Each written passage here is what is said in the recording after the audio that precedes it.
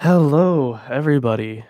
Good morning, good afternoon, or good night, depending on where you are. And yes, that is from Landon Knoll. He likes to say that a lot. Uh, and I think it's nice. I think it's cute. So it is early in the morning, and I don't usually stream at this time. Uh, I have to go to a lunch meeting later. So I just kind of wanted to brainstorm a little bit. Had some had some ideas I wanted to run by the fans. Uh, so I was going through some like so recently Jehovah's Witnesses have been coming a lot, which is great. That's a lot of fun for me. But I remembered that there was a period of time a few years ago where they were coming around at this rate. And I remembered they gave me something that I flipped through and I was just like, wow, this is such BS. It's this thing. This little booklet here. Is there a creator who cares about you? Uh I want to do like a little video series where I just kind of go over this. I read from it and then I have some commentary. It's not very long, like 100 something pages, pretty small. So I was wondering if you guys wanted to actually see something like that, because I know that most of my fan base comes here for the history and for the scholarship, and I don't plan on getting rid of that stuff. That stuff will continue to be there. I have a Forged Fiction episode on first, second, and third John, hopefully coming out on Friday. Uh, and then I have hopefully next week, if I can get all of it done.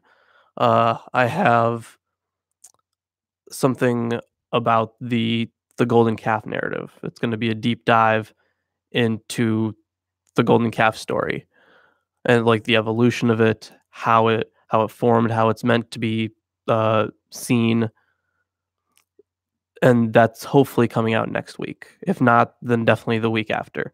But I definitely will continue to do all the history and scholarship that the most of you guys have subscribed for, because that's really interesting stuff to me. That's not gonna go anywhere. So just I mean, it seems like from the one guy in the comments who's letting me know he wants to see that. I mean, I really want to know if that's something that would be interesting, because I've tried, different styles of video in the past and it seems like it's going well, but this would be a totally different style, something else that I haven't done, at least in a while. I've done responses to things before. A while ago, I did a commentary on this this preacher who was doing a debate with an atheist, and then it was at a school, like at a middle school or something. This debate, and this kid started questioning the preacher, and the preacher was like, "Ah, it's obviously more rational to believe that poof, God did it than any science." So I did like a commentary on that.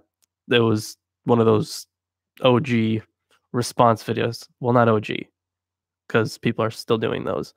Uh, those have been going on for forever. But it was one of those videos. I've done that, but I haven't done something like this, like going over a short book that Jehovah's Witnesses gave me. Like, I'm just gonna read some of the titles. They're not some of the titles. Some of the names of the chapters. How did our universe get here? The controversy. As if creationism or the Big Bang is like this big thing that's being battled out in science, uh, that they're somehow on the same level. They're not, by the way. The Big Bang is a better explanation for the universe than creationism. What's the origin of life? How unique you are, as an exclamatory statement.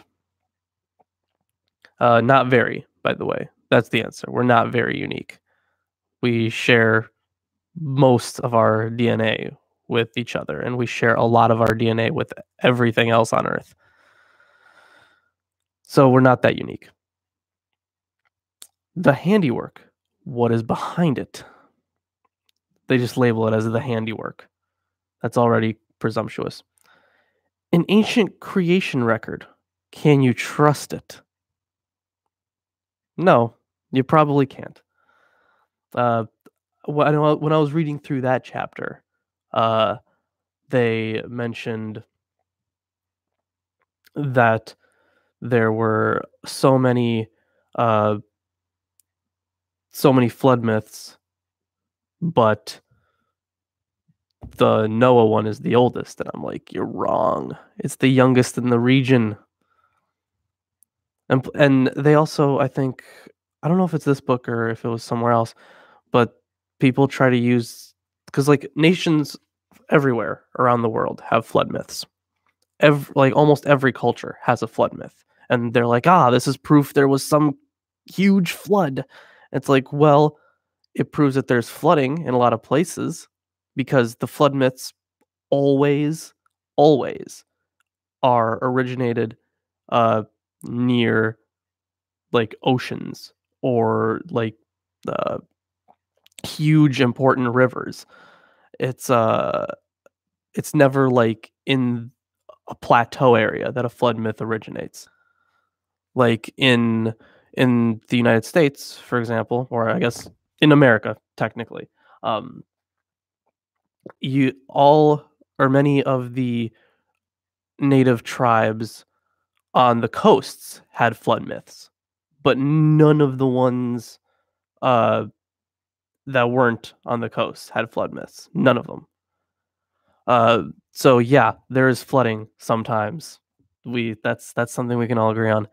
And plus, if other places around the world have a flood myth, that means the biblical one is wrong, because the only 8 people were said to survive that one. So that means that account is wrong. If other places are writing about it. So, fail. But it's just I don't know. Other than this idea I had for a new thing, didn't really uh have that much. I just really wanted to know if you guys wanted to see that. Hello, OT. How are you? I don't know if you guys can hear the grandfather clock in the back, but it goes off. I can't do anything about that. I have an idea for a series where I cover, is there a creator who cares about you? This little Jehovah's Witness booklet they gave me. So if I get enough people wanting to see that, fucking I'll do that, because this is always really entertaining, these things.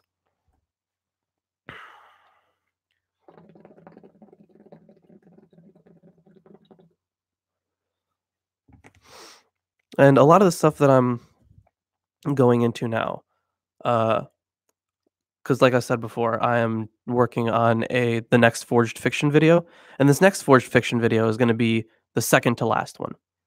The Revelation is going to be the last Forged Fiction. This one is on 1st, 2nd, and 3rd John, and it's so weird because there's so much theological BS that goes into this, and I just try to wrap my mind around this stuff, and I'm trying, and it's hard to place in history too, because 2nd and 3rd John are so short that it's hard to even date them. Uh, and 1st John, we can't really date that too well. It's not entirely clear. Will you talk against another religion, or are you not an atheist, but really anti-Christian if you are an atheist? You should not talk what atheism stand for. um, Atheism is not believing in a god. That's it. There is no atheist doctrine or necessary position on anything else. It's just not believing in a god, first of all.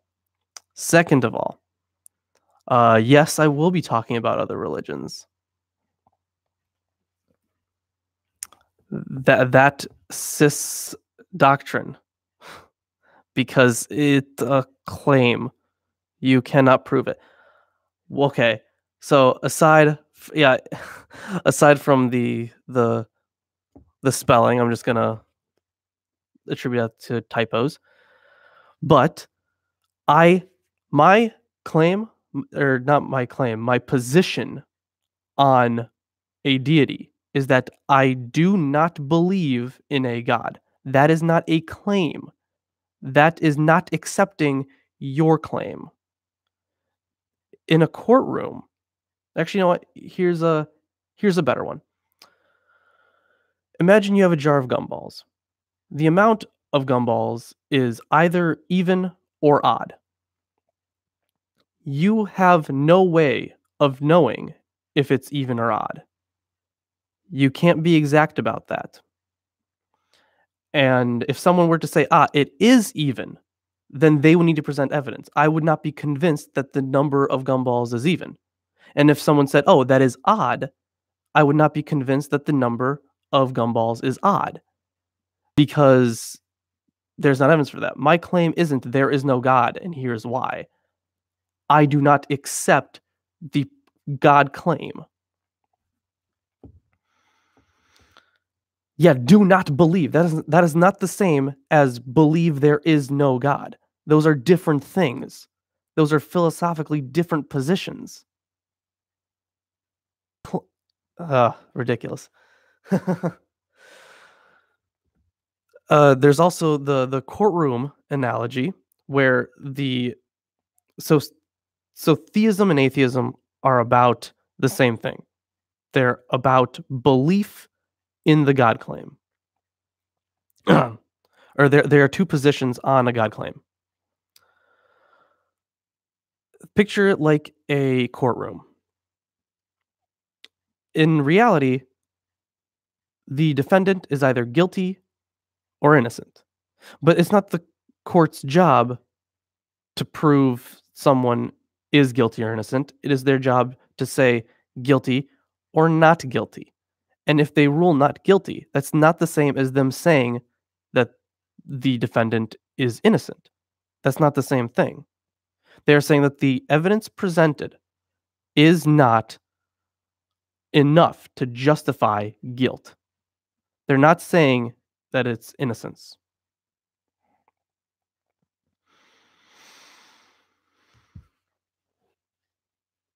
So my position is similar to that. I am not convinced that a God exists. That's not the same as me being convinced no God exists.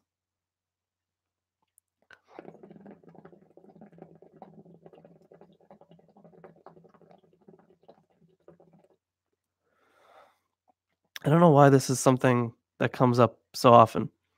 I even have my first video on this channel is about just this topic. It's actually no, it's something else, but I should make a video on this. That's a good idea. Thanks. God is not to Christian, why not gods? What? I'm not sure what you're saying there. God is, yeah, I'm not sure what that even says.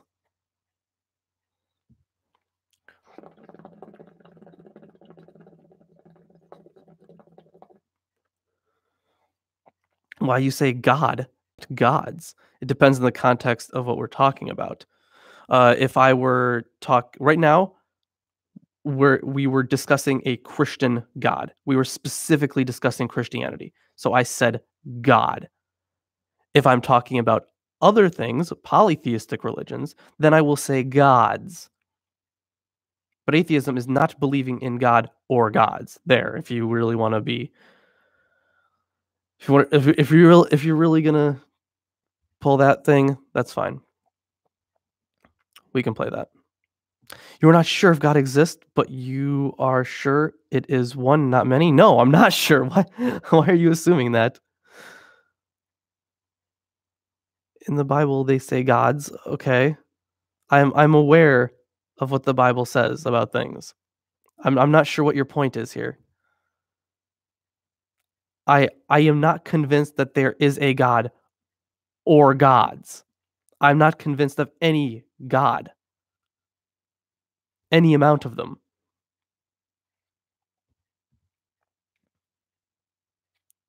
So you do not even know Christianity. I know Christianity decently well. I'm not going to say I'm an expert because I'm not.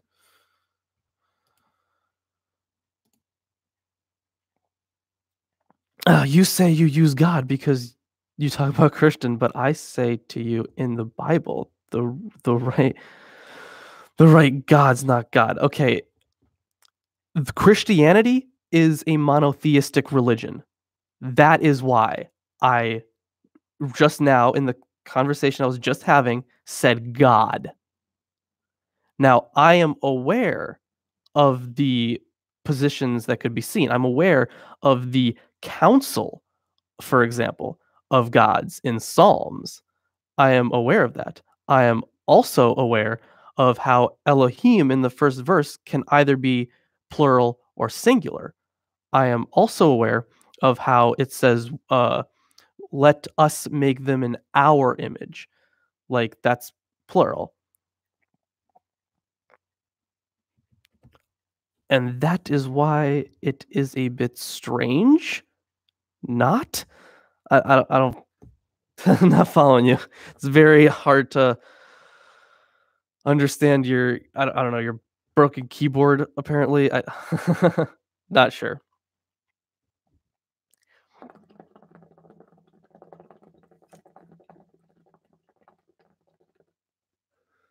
But it's not a difficult concept. I am not convinced any God exists. That's it. It's pretty simple. It's like a court ruling not guilty. Like they're not convinced. That doesn't mean that they're convinced of innocence.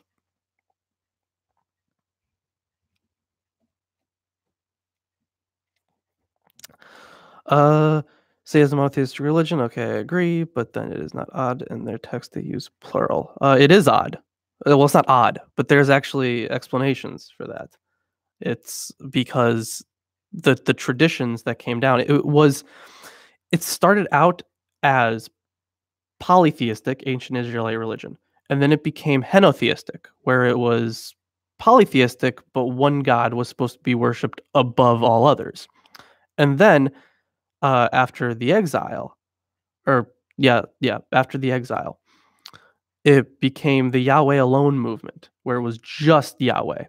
Uh, and even then, it wasn't completely monotheistic because it's not like Yahweh in henotheism. Yahweh was the only one or he was the one that was mostly worshipped. Then in the Yahweh alone movement, it was just him, but they're not denying the existence of other divine beings. And then later, it became monotheistic. But you have these hints of this theological evolution over time in the Bible. And that I mean that's part of the reason I'm so interested in it. There is there's a good book actually I can recommend for that. It's called The Invention of God by Thomas Romer.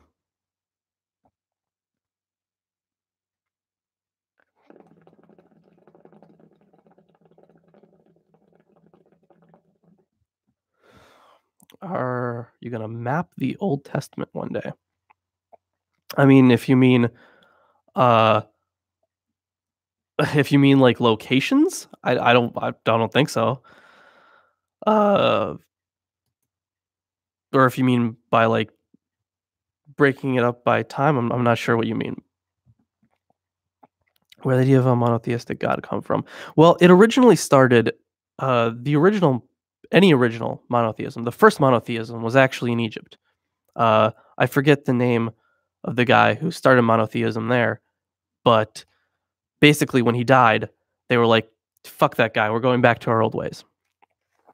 And it was after that, uh, because since it became Yahweh alone, people eventually did forget about the other gods completely.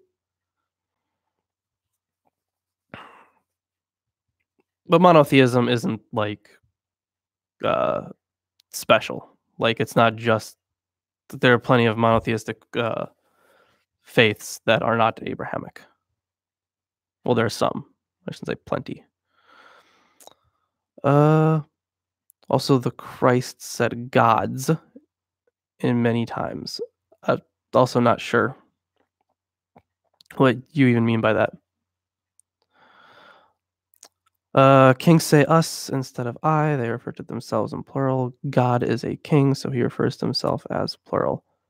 Uh, no, there was actually because it was originally polytheistic, so we can actually break up when things were written, uh, depending on their usages of terms, and of course, references to anything that would have really happened.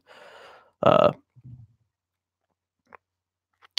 you mean the pharaoh that worship only one god from the Egyptian gods?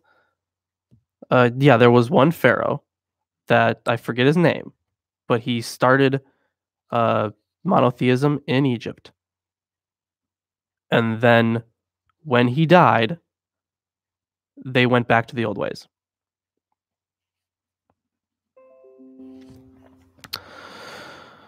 Elohim seems to mean the Canaanite pantheon.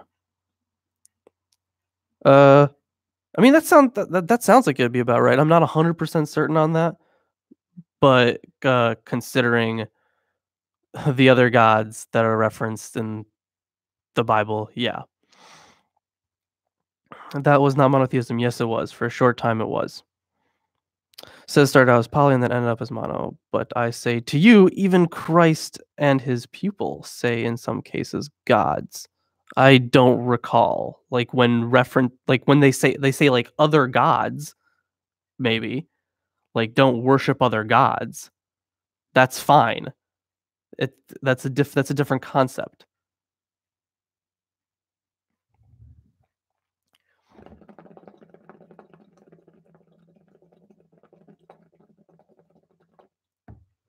They say gods for what they worship. Okay, I am not sure which verses. I don't recall those.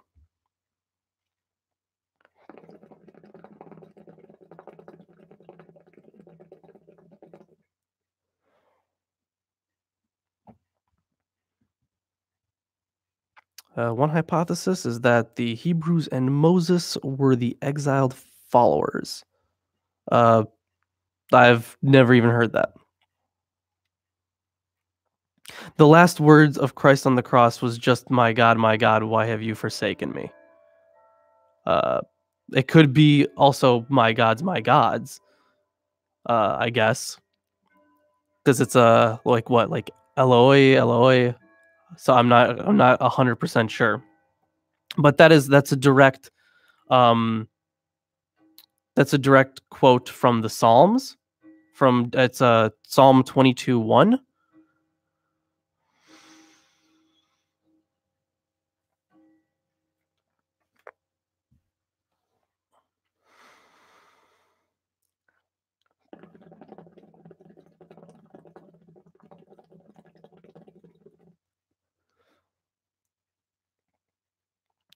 One said he say nothing. Two said the end.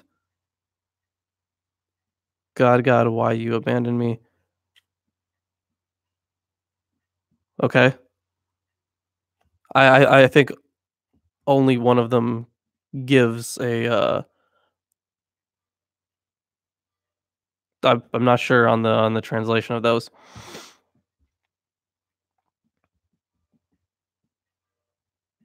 Thought he was talking to the prophet. I don't know if you mean Elijah, not sure.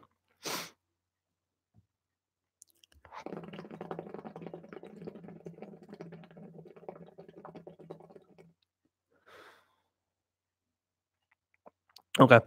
Uh, well, I I know that it says that in there, but the quote is directly from Psalm 22:1. In fact, uh the entire crucifixion narrative is a reconstruction of different psalms, like direct verbal parallels, like verbatim. Hello, I've been meaning to reach out to your channel. I'm a Christian apologist who has produced a number of animations and will be releasing an animation challenging atheists and Dr. Sam Harris. Okay, cool story, bro. You do you. But yeah, it is four different stories by four different authors at four different times with different theological motivations.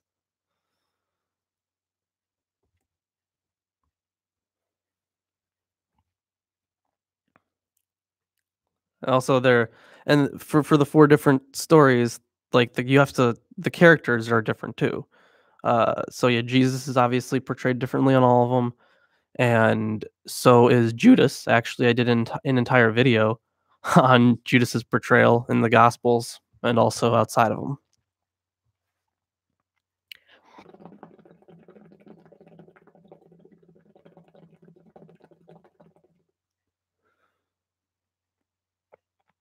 Odd that the Jews didn't understand Aramaic nor know the Psalms, according to Mark. Uh, it was very funny because in the first translation, the Bible was written in Greek, but these words are kept in Hebrew. Well, they are. It's a direct quotation of Hebrew, so it's not like super surprising.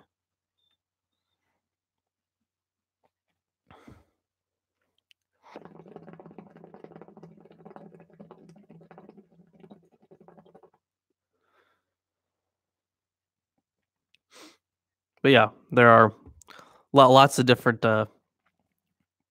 lots of different interpretations of these things. I mean, the controversies and the all the different Gnostics, all the different Gnostic views and the heretical views. It's incredible how diverse early Christianity was. And yeah, you could argue that Christianity today is diverse, but it was so much more diverse then. Now it's just more like it's not at such a I don't want to say theological. It's all theological, but because now if it's about theology, it's it's really like low level theology. But they were really coming up with some weird things back then.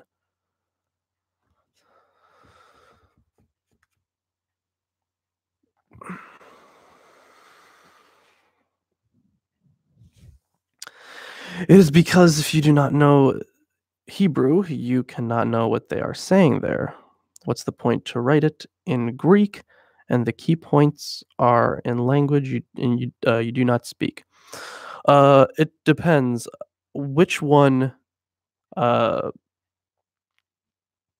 if Matthew is the one that says "Eloi, Eloi," then it makes perfect sense because Matthew was incredibly Jewish. His entire gospel is like you should follow the law of Moses. This stuff won't change. So he basically wanted the converts to become practicing Jews, plus Jesus. So it makes perfect sense that he would do that. And then um, Luke, I'm pretty sure knew about Jesus, and I'm also sure that John or the writer. And what I'm not saying like the actual, not about Jesus, about Matthew. Sorry. Uh, and I am sure that because first came Mark. Matthew knew about Mark. Luke knew about Matthew and Mark, and then John knew about the other ones, but he went a totally different way. He was from a different community of.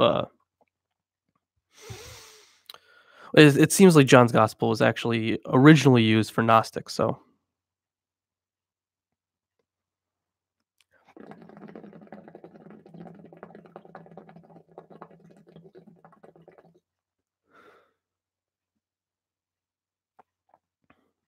The gospel was written a century and more after the pupils die. They wrote nothing. I don't know about a century. So Mark is dated to around 70, maybe a little bit later. Then Matthew probably came about 10 years later. Uh, Luke probably came 10 years after that, and maybe shortly after that came John. That's where modern scholarship is on dating. But none of the writers of those gospels were eyewitnesses. According to Mark, it was in Aramaic and people didn't understand it. Hey, I found your channel not too long ago and I really like it. Even though I am a believer in God, no preference, I think what you're doing is great. Thank you. I appreciate that. Don't have time to stick around today, but keep your live streams and your vids going. Thank you. Gospels are not reliable. Agreed. I wonder who is the Theophilus Luke wrote his gospel for. No idea. I haven't even looked into that particular thing too much. They've been copied over and over so much, and they changed that very little of the original is of the originals, which no one has. Yeah, we have no originals. It is so with all the different manuscripts that we have. It's hard to figure out what was original because we have no way of knowing. We just have to come up with best methods, and that is a difficult thing. Catholic Church put them later.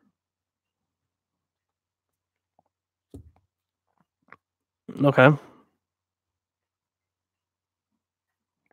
You are not accurate. I don't know if you're talking about me or somebody else, but okay. And I don't really care where the Catholic Church put them. If Richard Carrier would drop the Paul first assumption, John makes a better explanation of mythic Jesus. I think it's much more reasonable that there was a Paul, because we can't really reconstruct a Paul out of ancient traditions, which we can do with Jesus. So I just think it's more reasonable. Of course, I don't know, but comments are flying by here. What's your source for Mark being the first gospel? That position didn't originate until the late 1700s.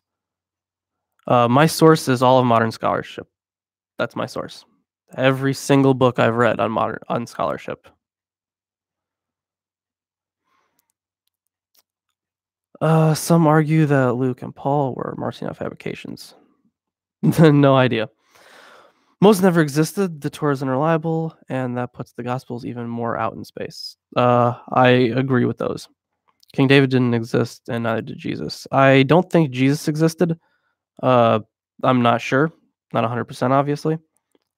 David might have existed. It's pretty scant, but there might have been a David, not the way it was described in the Bible. Like his regime was nowhere near where it was. All of modern archaeology goes against that.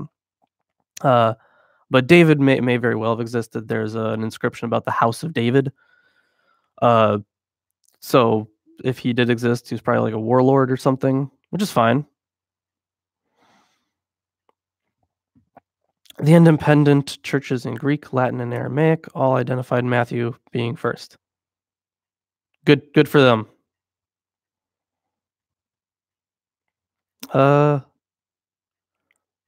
Roman Church put them in the order by their opinion, not by chronology. No evidence of Paul until Marcion. I mean, I understand where you're coming from, but I think the likelihood is far better because it's not really like Richard actually has a really good Uh, he puts all this stuff into Bayes' theorem, and he has a good blog post about it. But the likelihood is like there was probably a Paul, like nothing set in stone, obviously.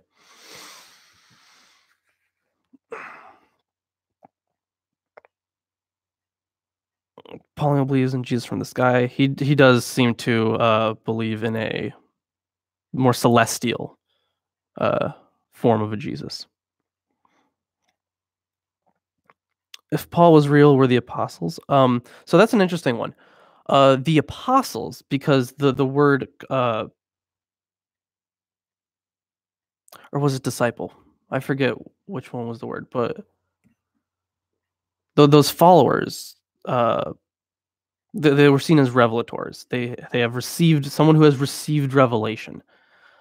So if there were apostles, they were just previous revelators, previous people who have had a vision or whatever.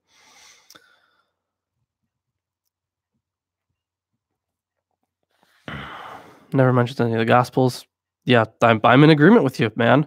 As for Paul, he only believes that Jesus is a star god.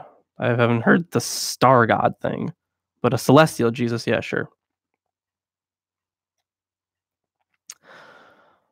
One of the problems is that people think of nations instead of city states. Okay, I'm not sure what that's in reference to. Uh, do you think Bart Ehrman is one of the best of the biblical scholars? I think he's good. I think he's legitimately a good biblical scholar. He's definitely good at popularizing. Like he's good at like speaking like a layman, so he can portray complex information. So I think that's really good. Uh, but I don't know if I'd call him one of the best. He's up there. Like he's good because yeah, because his communication is just so much better than other scholars. I definitely wouldn't put him at the top of my favorite scholar list though. Is monetized. Yes, we are for the most part monetized. Oh, hey, if you guys are enjoying the stream, drop a like. I see 9 people here. Bayes' theorem is for quantifiable data. Might as well put your opinions into a spreadsheet. Carey and others have been confronted by scholars for misusing Bayes' theorem. It is kind of a bullshit out, or sorry, bullshit in, bullshit out kind of thing. But I think we can demonstrate for some things the probability. Not 100, like we can't get the exact probability, but we can get to like a roundish number. But the thing is, the way we think, it's already Bayesian. So when we create an argument, we're already presupposing probabilities for the premises, because we can never be 100% certain of anything.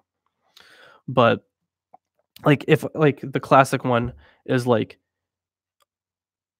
all humans are mortal, Socrates is a human, therefore Socrates is mortal. Logical argument. But the thing is, those premises are probability statements because you're not 100% certain of them. So our thinking is already Bayesian.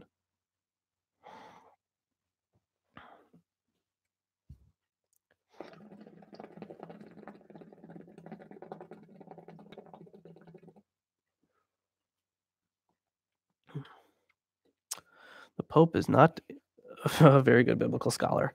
I haven't read any biblical scholarship by the Pope, so I have no idea.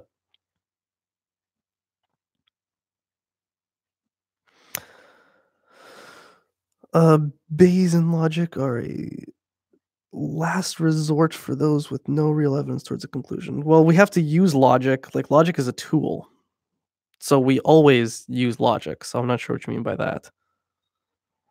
Have you read what the ancient Greeks wrote against Christianity? They were there when the Christians start expanding, and they are so close to the time, and it is funny to read what they said. I haven't read what they said. I've read some of the criticisms, like how, oh, your God's illiterate. That's the only criticism I've read. They called them pretty much the same as atheists. Uh, they call them synonymous with atheists. Uh, it was just somebody who wasn't believing in the Roman religion. That was something that they referenced them. Like that was the way that they referenced Christians. You can use a screwdriver to hammer a nail. Doesn't mean it is the right tool. Sure. Um, like we do have flawed logic, of course. That's why philosophers spend so much time trying to figure out like what are the best methods, like what are the best ways to get rid of our biases and get rid of fallacies in our arguments.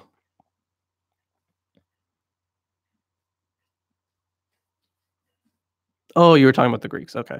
Yeah, sorry. No, I haven't read the Greek criticisms. I've read Roman criticisms.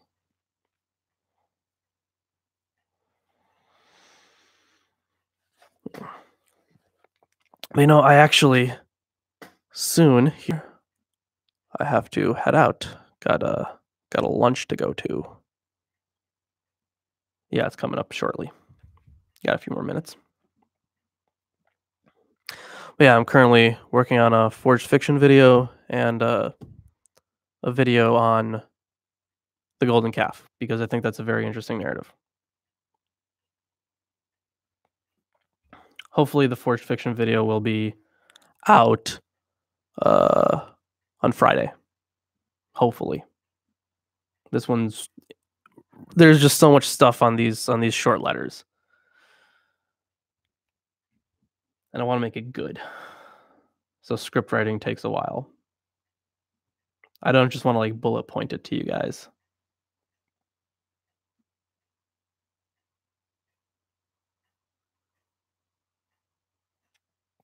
Because the Greeks consider atheists to be stupid or arrogant or demanding something from God that they never got, so they reject gods. Okay, well that's good for the Greeks. They can think whatever or thought whatever. I don't know. That's inaccurate.